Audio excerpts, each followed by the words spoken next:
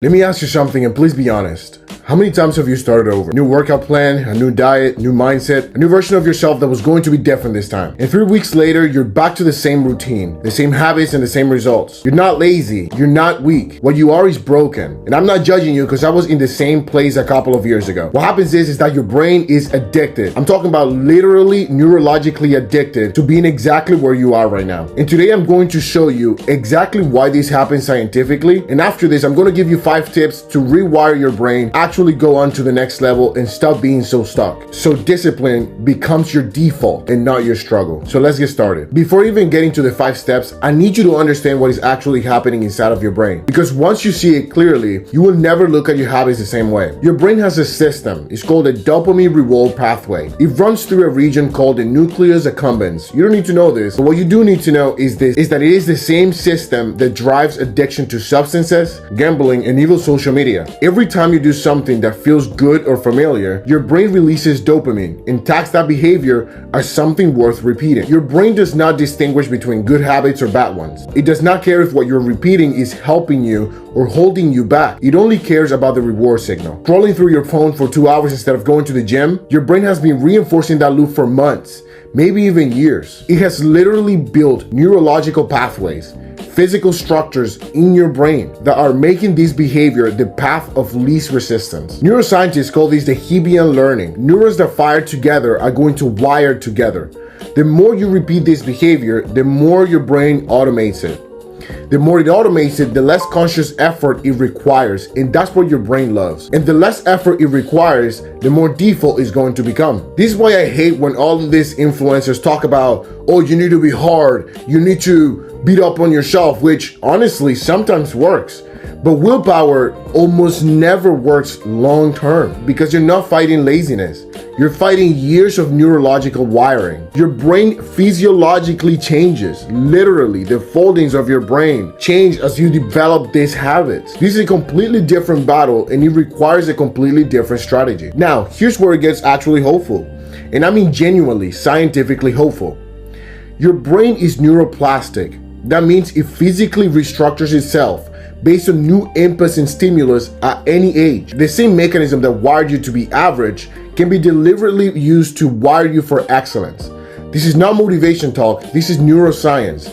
And here are 5 steps you can use to make this happen. Most men try to change their behavior before they change their identity. They say, I'm gonna start working out instead of, I am a person who trained. That difference sounds small, but neurologically, it is massive. Research by behavioral scientist B.J. Fogg and identity-based habits, popularized by James Clear, both point out the same finding. Behavior that conflicts with your self-identity is almost always temporary. What does this mean? It means that behavior that aligns with your self-identity becomes automatic over time. Your brain is constantly running back from process, asking one question. What would a person like me do right now? If the answer is someone who's average, undisciplined and stuck, your disciplined behavior are going to reflect every single time. This is where the rewiring starts. You have to decide who you are before you decide what to do. In my case, I came to this country when I was 15 years old. 100 pounds, invisible.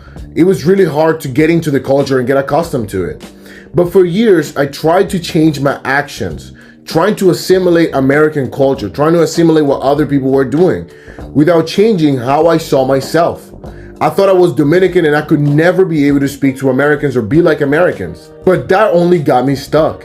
The moment I decided that I was a man who was able to be wherever he was, who I was, based on the environment I was in, and that I was a man who was built different, who was called to something more, that's when everything else started following that identity. Practically, that means you have to write down sentences, because when you write, your brain is thinking as well, that describe who you are and who you are becoming, not who you want to be someday.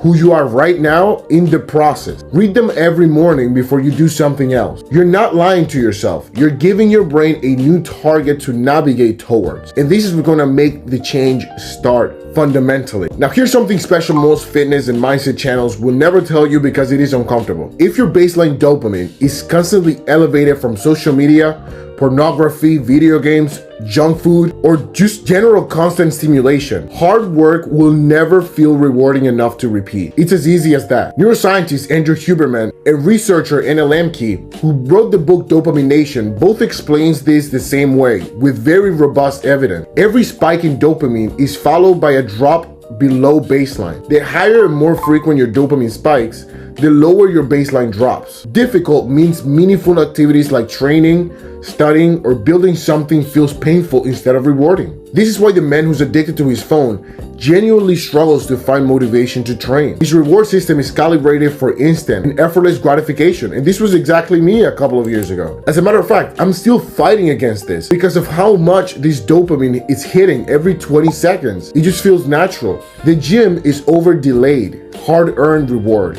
long-term benefits. Your brain literally cannot feel the same way. Now the fix is dopamine reset, 24 to 48 hours of intentional low stimulation.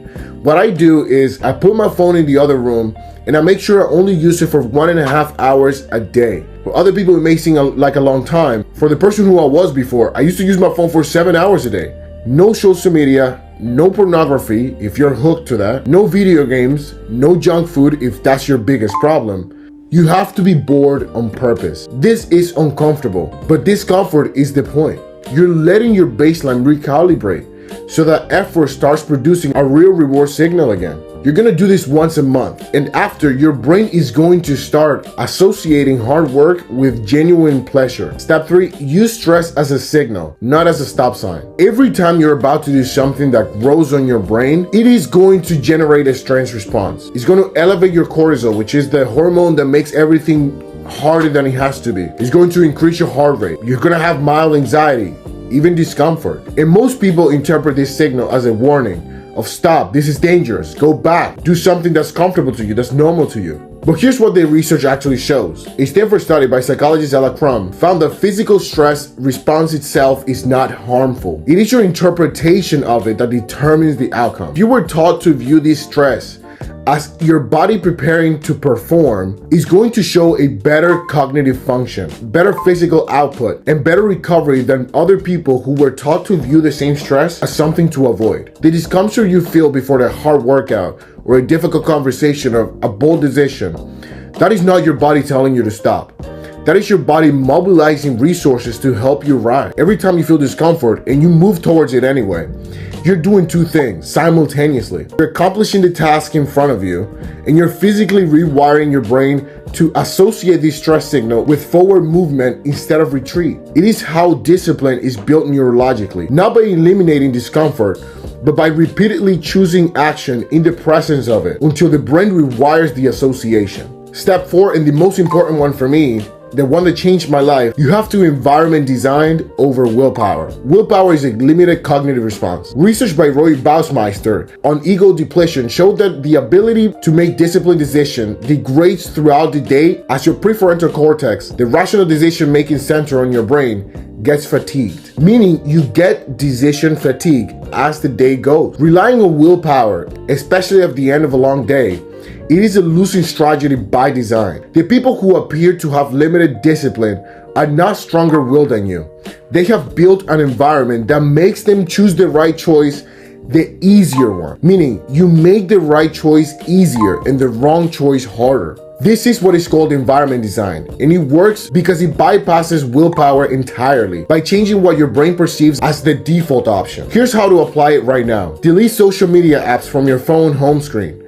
Remove junk food from your house entirely, so accessing it requires a deliberate trip to the store. Put your Bible or your journal on your pillow, so it is the last thing you see at night and the first thing you encounter in the morning. Your environment is constantly sending your brain signals about what is normal and what is available. Design it deliberately, and your default behaviors are going to shift without you having to fight yourself every single day. I did this when I was building my body and building myself to do this kind of research every day so I can make this video. I did not trust my tired self to make good decisions at 9 p.m. So I made decisions at 7 a.m. when my prefrontal cortex was fresh and locked in. And that's how I had great outcomes from the beginning for me to advance towards something even greater. And step number 5, stacks wins deliberately. And this is the faith integration moment, personal and powerful. This is the strongest step that's going to make everything else compound over time. Your brain is going to track evidence. Every action you take either builds the case that you're a person who you say you are, or it undermines it. Neuroscientists call this self-efficacy. Your brain's running assessment of your own capability based on accumulated evidence from your own behavior. The people who build unbreakable discipline are not superhuman. They have simply accumulated enough small wins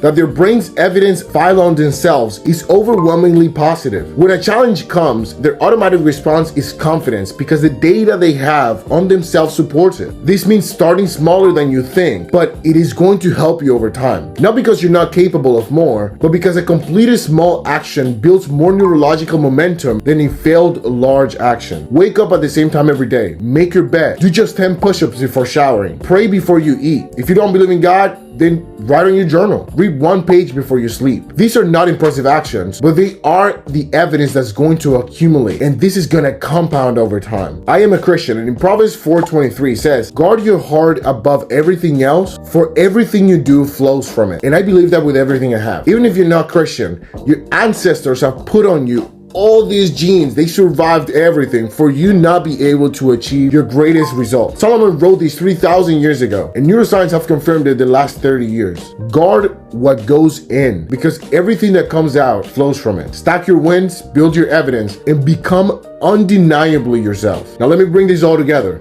Your brain is not your enemy. It is doing exactly what it's designed to do.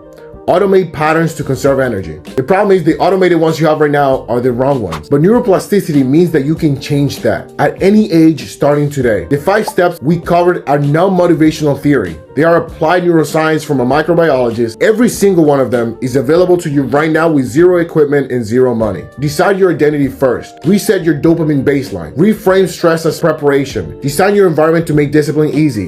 And stack the small wins until your brain has no choice but believe in you. That's it for today. The science is clear, the steps are practical, and everything I just laid out is available for you right now. Drop a comment and tell me which one of the 5 steps you're implementing first. If you like this video, please consider liking and subscribing. And if you want me to coach you specifically, I will be leaving the link down below and you can apply for free. I hope you guys have a great day, and I will see you tomorrow because we're dropping every single day. God bless, my friend.